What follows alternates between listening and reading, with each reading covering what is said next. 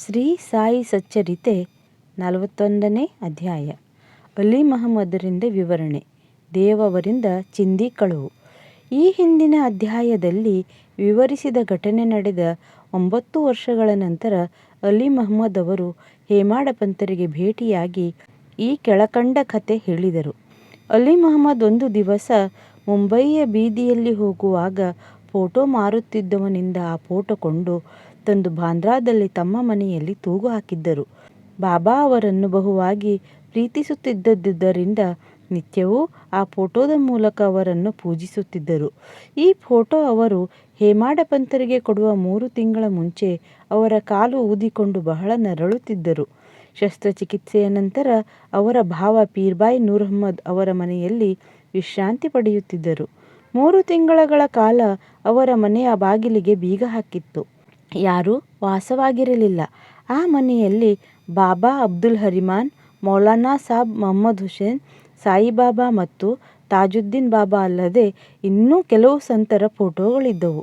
ಕಾಲಚಕ್ರದ ಸುಳಿ ಇವುಗಳನ್ನೂ ಸಹ ಬಿಡಲಿಲ್ಲ. ಆದರೆ ಬಾಬಾರವರ ಫೋಟೋ ಹೇಗೆ ಪಾರಾಯಿತು ಎಂಬುದನ್ನು ಇಲ್ಲಿಯ ತನಕ ಯಾರೂ ವಿವರಿಸಿಲ್ಲ.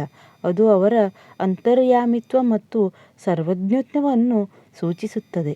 ಅವರು ಮಹಮ್ಮದ್ ಹುಸೇನ್ ಥಾರಿಯಾ ಎಂಬುವರಿಂದ ಅಬ್ದುಲ್ ರಹಿಮಾನ್ ಅವರ ಫೋಟೋ ಪಡೆದಿದ್ದರು.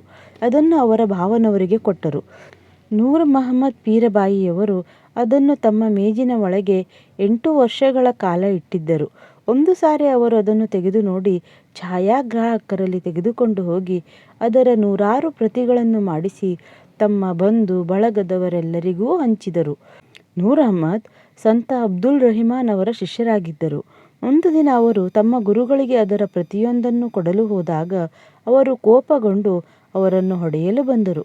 ಆಗ ನೂರ್ ಅಹ್ಮದ್ ಅವರಿಗೆ ಇಷ್ಟೊಂದು ಹಣ ಖರ್ಚು ಮಾಡಿ ಗುರುವಿನ ಕೋಪಕ್ಕೆ ಪಾತ್ರನಾದೆ ಎಂಬ ವ್ಯಥೆಯಾಯಿತು. ಅವರ ಗುರುಗಳು ವಿಗ್ರಹ ಆರಾಧಕರಾಗಿಲ್ಲದಿದ್ದರಿಂದ ಅವುಗಳನ್ನು ಕೂಡಲೇ ಒಂದು ದೋಣಿಯಲ್ಲಿ ತೆಗೆದುಕೊಂಡು ಹೋಗಿ ನಡು ಸಮುದ್ರದಲ್ಲಿ ಮುಳುಗಿಸಿದರು. ತಮ್ಮ ಬಂಧು ಬಳಗ ಮತ್ತು ಶಿಷ್ಯರೆಲ್ಲರಿಂದಲೂ ಆ ಪ್ರತಿಗಳನ್ನು ತರಿಸಿ ಒಬ್ಬ ಮೀನುಗಾರನ ಕೈಗೆ ಕೊಟ್ಟು ಸಮುದ್ರದಲ್ಲಿ ಮುಳುಗಿಸಲು ಹೇಳಿದರು. ಆ ಸಮಯದಲ್ಲಿ ಅಲಿ ಮಹಮ್ಮದ್ ಅವರು ಭಾವನವರಾದ ನೂರ್ ಅಹ್ಮದ್ ಅವರ ಮನೆಯಲ್ಲಿದ್ದರು. ಅಲಿ ಮಹಮ್ಮದ್ ಎಲ್ಲ ಫೋಟೋಗಳನ್ನು ಒಗೆದುಬಿಟ್ಟರೆ ಕಷ್ಟಗಳು ಪರಿಹಾರವಾಗುತ್ತದೆಂದು ಕೇಳಿ ತಮ್ಮ ಮ್ಯಾನೇಜರನ್ನು ಕರೆಸಿ ಬಾಂದ್ರಾದಲ್ಲಿ ತಮ್ಮ ಮನೆಯಲ್ಲಿದ್ದ ಎಲ್ಲ ಫೋಟೋಗಳನ್ನು ಸಮುದ್ರದಲ್ಲಿ ಚೆಲ್ಲಿದರು. ಆದರೆ 2 ತಿಂಗಳುಗಳ ನಂತರ ಅಲಿ ಮಹಮ್ಮದ್ ಅವರು ತಮ್ಮ ಮನೆಗೆ ಹಿಂತಿರುಗಿದಾಗ ಬಾಬಾರವರ ಫೋಟೋ ಮಾತ್ರ ಉಳಿದಿದ್ದನ್ನು ಕಂಡು ಅಚ್ಚರಿಗೊಂಡರು. ಎಲ್ಲ ಫೋಟೋಗಳನ್ನು ತೆಗೆದುಕೊಂಡು ಹೋದ ಮ್ಯಾನೇಜರ್ ಬಾಬಾ ಅವರ ಫೋಟೋ ಅಷ್ಟೇ ಹೇಗೆ ಬಿಟ್ಟು ಹೋದರು ಎಂಬುದು ಅವರಿಗೆ ತಿಳಿಯಲೇ ಇಲ್ಲ. ಆಗ ವಿಚಾರ ಮಾಡತೊಡಗಿದರು. ಕೂಡಲೇ ಅದನ್ನು ತೆಗೆದು ತಮ್ಮ ಭಾವನವರು ಬಂದು ಅದನ್ನು ಸಮುದ್ರದಲ್ಲಿ ಚೆಲ್ಲಬಹುದು ಎಂಬ ಭಯದಲ್ಲಿ ಗೂಡಿನಲ್ಲಿ ಮುಚ್ಚಿಟ್ಟರು. ಮುಂದೆ ಏನು ಮಾಡಬೇಕೆಂದು ಯೋಚಿಸುತ್ತಿರುವಲ್ಲಿ ಬಾಬಾರವರೇ ಬಂದು ಮೌಲಾನಾ ಇಸ್ಮು ಮುಜಾವರ್ ಅವರಲ್ಲಿಗೆ ಹೋಗಿ ಪರಿಹಾರ ಪಡೆ ಎಂದು ಸೂಚಿಸುವಂತಾಯಿತು. ಕೂಡಲೇ ಅವರಲ್ಲಿಗೆ ಧಾವಿಸಿದರು. ಮೌಲಾನಾ ಮುಜಾವರ್ ಅವರು ಆ ಫೋಟೋ ದಾಬೋಲ್ಕರ್ ಹೇಮಾಡ ಪಂತರಿಗೆ ಕೊಟ್ಟರೆ ಸರಿಯಾಗಿ ಕಾಪಾಡುತ್ತಾರೆ ಎಂದು ತಿಳಿಸಿದ್ದರಿಂದ ಅದನ್ನು ಹೇಮಾಡ ಪಂತರ ಕಡೆಗೆ ಹೋಳಿ ಹುಣ್ಣಿಮೆಯ ದಿನ ತಂದುಕೊಟ್ಟರು. ಈ ಕೆಳಕಂಡ ಕಥೆಯು ಆಧ್ಯಾತ್ಮಿಕ ವಿಚಾರದಲ್ಲಿ ಆಸ್ತರಾಗಿದ್ದ ಭಕ್ತರನ್ನು ಬಾಬಾ ಹೇಗೆ ಕಾಣುತ್ತಿದ್ದರು ಮತ್ತು ಅವರ ಕೆಳಕಂಡ ಕಷ್ಟಗಳನ್ನು ಹೇಗೆ ನಿವಾರಿಸುತ್ತಿದ್ದರು ಎಂಬುದನ್ನು ತಿಳಿಸುತ್ತದೆ. ಚಿಂದಿ ಕಳುವು.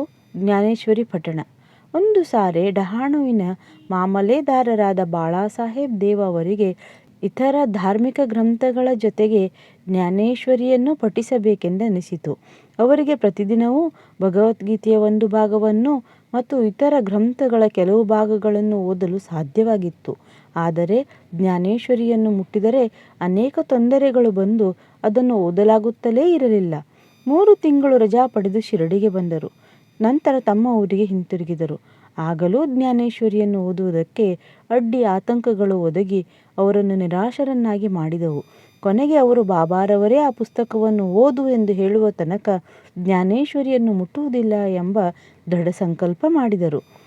ನಂತರ ಫೆಬ್ರವರಿ 1914ರಲ್ಲಿ ಕುಟುಂಬ ಸಮೇತ ಶಿರಡಿಗೆ ಬಂದರು. ಆಗ ಬಾಪು ಸಾಹೇಬ್ ಜೋಗ, ಏನು ಸ್ವಾಮಿ, ನೀವು ಪ್ರತಿದಿನ ಜ್ಞಾನೇಶ್ವರಿಯನ್ನು ಓದುತ್ತಿಲ್ಲವೇ ಎಂದು ದೇವ್ ಅವರಿಗೆ ಕೇಳಿದರು. ಜ್ಞಾನೇಶ್ವರಿ ಓದಲು ನನಗೆ ಬಹಳ ಇಷ್ಟ, ಆದರೆ ಇನ್ನೂವರೆಗೆ ಅದು ಸಾಧ್ಯವಾಗಿಲ್ಲ. ಅದನ್ನು ಓದಲು ಬಾಬಾ ನನಗೆ ಅನುಮತಿ ಕೊಟ್ಟ ನಂತರ ನಾನು ಓದುತ್ತೇನೆ ಎಂಬ ಉತ್ತರವನ್ನು ದೇವ್ ಅವರು ಕೊಟ್ಟರು. ಆಗ ಜೋಗ ಅವರು ಒಂದು ಜ್ಞಾನೇಶ್ವರಿ ಗ್ರಂಥವನ್ನು ತಂದು ಬಾಬಾರವರಿಗೆ ಕೊಡಿ, ಅದನ್ನು ಬಾಬಾ ತಿರುಗಿ ಕೊಟ್ಟ ನಂತರ ಅದನ್ನು ಓದಲು ಆರಂಭಿಸಿ ಎಂದು ದೇವ್ ಅವರಿಗೆ ಒಂದು ಉಪಾಯ ಸೂಚಿಸಿದರು. ಆದರೆ ಬಾಬಾ ನನಗೆ ಸ್ಪಷ್ಟವಾಗಿ ಓದು ಎಂದು ಹೇಳದ ವಿನಃ ನಾನು ಯಾವುದೇ ಉಪಾಯವನ್ನು ಮಾಡುವುದಿಲ್ಲ ಎಂದು ಹೇಳಿ ಬಾಬಾರವರನ್ನು ನಂಬಿ ದೇವ ಸದ್ಭಕ್ತಿಯಿಂದ ಇದ್ದರು. ನಂತರ ದೇವ್ ಅವರು ಬಾಬಾರವರ ದರ್ಶನ ತೆಗೆದುಕೊಂಡು ನಮಸ್ಕಾರ ಮಾಡಿ 1 ರೂಪಾಯಿ ದಕ್ಷಿಣೆ ಕೊಟ್ಟರು. ಬಾಬಾರವರು 20 ರೂಪಾಯಿಗಳನ್ನು ಕೇಳಿದರು, ಅದನ್ನು ಕೊಟ್ಟರು. ನಂತರ ಆ ರಾತ್ರಿ ಬಾಲಕರಾಮ ಅವರನ್ನು ಸಂಧಿಸಿ ಕುತೂಹಲದಿಂದ ಅವರು ಹೇಗೆ ಬಾಬಾರವರ ಅನುಗ್ರಹವನ್ನು ಸಂಪಾದಿಸಿದರು ಎಂದು ಕೇಳಲು, ಮರುದಿನ ಆರತಿಯಾದ ನಂತರ ಎಲ್ಲವನ್ನೂ ವಿವರವಾಗಿ ತಿಳಿಸುವೆನೆಂದರು. ಮರುದಿನ ದೇವ ಪುನಃ ಬಾಬಾರವರ ದರ್ಶನಕ್ಕೆ ಹೋದಾಗ ಅವರು 20 ರೂಪಾಯಿಗಳ ದಕ್ಷಿಣೆ ಕೇಳಿದರು. ದೇವ್ ಅವರು ಮನಪೂರ್ವಕವಾಗಿ ದಕ್ಷಿಣೆ ಕೊಟ್ಟರು. ಮಸೀದಿಯಲ್ಲಿ ಬಹಳ ಜನ ನೆರೆದಿದ್ದರಿಂದ ದೇವ್ ಅವರು ಒಂದು ಕಡೆ ಕುಳಿತರು. ಬಾಬಾರವರು ಅವರನ್ನು ಹತ್ತಿರಕ್ಕೆ ಕರೆದು ಶಾಂತರಾಗಿ ಸುಮ್ಮನೆ ಕುಳಿತಿರಲು ಹೇಳಿದರು. ಅದರಂತೆ ದೇವ್ ಅವರು ನಡೆದುಕೊಂಡರು. ಆರತಿಯಾದ ನಂತರ ಎಲ್ಲರೂ ಹೊರಟರು. ನಂತರ ದೇವ್ ಅವರು ಪುನಃ ಬಾಲಕರಾಮ ಅವರನ್ನು ಸಂಧಿಸಿ ಪುನಃ ವಿಚಾರ ಮಾಡಿದರು. ಬಾಲಕರಾಮ ಉತ್ತರ ಕೊಡಲು ಶುರು ಮಾಡುವಷ್ಟರಲ್ಲಿ ಬಾಬಾರವರು ಸೇವಕ ಚಂದ್ರನನ್ನು ಕಳುಹಿಸಿ ದೇವ್ ಅವರನ್ನು ಬರಮಾಡಿಕೊಂಡರು. ಆಗ ಬಾಬಾರವರು ಯಾವ ವಿಚಾರ ಚರ್ಚಿಸುತ್ತಿದ್ದೀರಿ ಎಂದು ಕೇಳಲು, ಬಾಲಕರಾಮನೊಡನೆ ಮಾತನಾಡುತ್ತಿದ್ದು ತಮ್ಮ ಕೀರ್ತಿಯನ್ನು ಕೇಳುತ್ತಿದ್ದೆ ಎಂದರು. ಬಾಬಾ ಅವರು ಪುನಃ 25 ರೂಪಾಯಿ ದಕ್ಷಿಣೆ ಕೇಳಿದರು, ಅದನ್ನೂ ದೇವ ಕೊಟ್ಟರು. ನಂತರ ಬಾಬಾ ದೇವ್ ಅವರನ್ನು ಒಳಗೆ ಕರೆದುಕೊಂಡು ಹೋಗಿ ನನ್ನ ಚಿಂದಿಯನ್ನು ನನಗೆ ಗೊತ್ತಿಲ್ಲದಂತೆ ಕಳುವು ಮಾಡಿವೆಯಾ ಎಂದು ಆರೋಪಿಸಿದರು. ದೇವ್ ಅವರು ತಾವು ಕಳುವು ಮಾಡಿಲ್ಲ ಎಂದರು. ಬಾಬಾರವರು ಮತ್ತೊಮ್ಮೆ ಹುಡುಕುವಂತೆ ಹೇಳಿದರು. ಅವರು ಪುನಃ ಹುಡುಕಿದರೂ ಸಿಗಲಿಲ್ಲ. ಆಗ ಬಾಬಾರವರು ಕೋಪಗೊಂಡು, ಇಲ್ಲಿ ಯಾರೂ ಇಲ್ಲ, ನೀನೇ ಕಳ್ಳ, ಇಷ್ಟೊಂದು ವಯಸ್ಸಾಗಿದೆ, ತಲೆ ಕೂದಲೆಲ್ಲ ಬೆಳ್ಳಗಾಗಿವೆ, ಕದಿಯಲಕ್ಕಾಗಿ ಇಲ್ಲಿ ಬಂದೆಯಾ ಎಂದರು. ಇದಾದ ನಂತರ ಬಾಬಾ ಕೋಪದಿಂದ ತೆಗಳಲು ಆರಂಭಿಸಿದರು. ಸುಮಾರು 1 ಗಂಟೆಯ ನಂತರ ಅವರು ದೇವ್ ಅವರನ್ನು ವಾಡಕ್ಕೆ ಹೋಗಲು ಹೇಳಿದರು. ಅವರು ವಾಡಕ್ಕೆ ಹಿಂತಿರುಗಿ ನಡೆದ ಎಲ್ಲ ಸಂಗತಿಯನ್ನು ಜೋಗ ಮತ್ತು ಬಾಲಕರಾಮ ಅವರಿಗೆ ತಿಳಿಸಿದರು. ಮಧ್ಯಾಹ್ನ ಬಾಬಾರವರು ಎಲ್ಲರನ್ನೂ ಬರಮಾಡಿಕೊಂಡು, ನನ್ನ ಮಾತುಗಳು ಆ ಮುದುಕನಿಗೆ ನೋವುಂಟು ಮಾಡಿರಬಹುದು, ಅವನೇ ಕಳ್ಳನಾದುದರಿಂದ ಎದುರಾಗಿ ಒಂದು ಮಾತನ್ನೂ ಸಹ ಆಡಲಿಲ್ಲ ಎಂದರು. ಪುನಃ ದೇವರಿಂದ 12 ರೂಪಾಯಿ ದಕ್ಷಿಣೆ ಕೇಳಿದರು. ದೇವ ಅವರು ದಕ್ಷಿಣೆ ಬೇರೆಯವರ ಕಡೆಯಿಂದ ಸಂಗ್ರಹಿಸಿಕೊಟ್ಟರು. ನಮಸ್ಕಾರ ಮಾಡಿ ಅವರ ಮುಂದೆ ಕುಳಿತರು. ಆಗ ಅವರು, ನೀನು ಈಗ ಏನು ಮಾಡುತ್ತಿದ್ದೀ ಎಂದು ಕೇಳಲು, ದೇವ್ ಅವರು ಏನೂ ಇಲ್ಲ ಎಂಬ ಉತ್ತರವನ್ನು ಕೊಟ್ಟರು. ಆಗ ಬಾಬಾರವರು, ವಾಡಾದಲ್ಲಿ ಕುಳಿತು ಇಂದಿನಿಂದ ಪ್ರತಿದಿನವೂ ಜ್ಞಾನೇಶ್ವರಿಯನ್ನು ಪಠಿಸುವಾಗ ಭಕ್ತಿ ಮತ್ತು ಶ್ರದ್ಧೆಯಿಂದ ಅದರ ಅರ್ಥವನ್ನು ಬೇರೆಯವರಿಗೆ ಹೇಳು. ನಾನು ಇಲ್ಲಿ ಕುಳಿತು ನಿನಗೆ ಜರತಾರಿ ಶಲ್ಯ ಬಹುಮಾನವಾಗಿ ಕೊಡಬೇಕೆಂದಿರುವಾಗ ನೀನು ಇತರರ ಬಟ್ಟೆಯನ್ನೇಕೆ ಕದಿಯಬೇಕು? ಈ ಚೋರತನವೇಕೆ ಎಂದರು. ಇದನ್ನು ಕೇಳಿದ ದೇವ ಪರಮಾನಂದದಿಂದ ಬಾಬಾರವರಿಗೆ ಸಾಷ್ಟಾಂಗ ನಮಸ್ಕಾರ ಮಾಡಿ, ನನ್ನನ್ನು ನಿಮ್ಮ ಮಗನೆಂದು ಭಾವಿಸಿ ಜ್ಞಾನೇಶ್ವರಿ ಪಟ್ಟಣದಲ್ಲಿ ನೆರವಾಗಬೇಕು ಎಂದು ಬೇಡಿಕೊಂಡರು.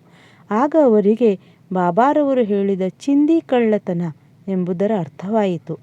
ಬಾಲಕರಾಮ ಅವರಲ್ಲಿ ದೇವ ವಿಚಾರಿಸುವುದೇ ಚಿಂದಿ ಕಳುವು. ಬಾಬಾರವರಿಗೆ ಈ ನಡತೆ ಹಿಡಿಸಲಿಲ್ಲ. ಅವರು ಎಲ್ಲ ಪ್ರಶ್ನೆಗಳಿಗೂ ಉತ್ತರವನ್ನು ಕೊಡಲು ಸಿದ್ಧರಿರುವಾಗ ಬೇರೊಬ್ಬರಲ್ಲಿ ವಿಚಾರಿಸುವುದು ಅನಾವಶ್ಯಕ. ಆದುದರಿಂದಲೇ ಅವರು ಕೋಪಗೊಂಡಿದ್ದು. ದೇವ್ ಅವರು ಬಾಬಾರವರ ಕೋಪ ಮತ್ತು ತೆಗಳಿಕೆ ಅವರಿಂದ ಕೊಡಲ್ಪಟ್ಟ ಆಶೀರ್ವಾದವೆಂದು ಭಾವಿಸಿದರು. ಆ ಸಂಗತಿ ಇಷ್ಟಕ್ಕೆ ಮುಗಿಯಲಿಲ್ಲ. ಬಾಬಾರವರು ಓದಲು ಆಜ್ಞಾಪಿಸಿ ಸುಮ್ಮನಾಗಲಿಲ್ಲ. 1 ವರ್ಷದೊಳಗೆ ದೇವ ಅವರಲ್ಲಿ ಹೋಗಿ ಅವರ ಪ್ರಗತಿಯ ಬಗ್ಗೆ ವಿಚಾರಿಸಿದರು. 1914 ಏಪ್ರಿಲ್ 2ನೇ ದಿನ ಗುರುವಾರ ಬೆಳಗಿನ ಜಾವದಲ್ಲಿ ಕನಸಿನಲ್ಲಿ ದರ್ಶನವಿತ್ತು. ಪೋತಿ ಜ್ಞಾನೇಶ್ವರಿಯ ಅರ್ಥವಾಯಿತೇ ಎಂದು ಕೇಳಿದರು. ದೇವ್ ಅವರು ಇಲ್ಲ ಎಂದರು. ಆಗ ಅವರು, ಹಾಗಾದರೆ ಎಂದು ಅರ್ಥ ಮಾಡಿಕೊಳ್ಳುವೆ ಎಂದು ಕೇಳಿದರು. ಆಗ ದೇವರವರು ಅಳುತ್ತಾ, ನಿಮ್ಮ ಅನುಗ್ರಹವಿಲ್ಲದೆ ಯಾವುದೂ ಸಾಧ್ಯವಾಗುವುದಿಲ್ಲ, ಇದು ಸತ್ಯ ಎಂದರು. ಆಗ ಬಾಬಾರವರು, ನೀನು ಓದುವಾಗ ಬಹಳ ಅವಸರದಿಂದ ಓದುತ್ತಿ, ಈಗ ನನ್ನ ಸಮ್ಮುಖದಲ್ಲಿ ಓದು ಎನ್ನಲು ದೇವ ಯಾವುದನ್ನು ಓದಲಿ ಎಂದು ಕೇಳಿದರು. ಬಾಬಾರವರು ಆಧ್ಯಾತ್ಮವನ್ನು ಓದು ಎಂದರು. ದೇವ ಪುಸ್ತಕ ತರಲು ಹೊರಟರು. ಅಷ್ಟರಲ್ಲಿ ಎಚ್ಚರವಾಯಿತು.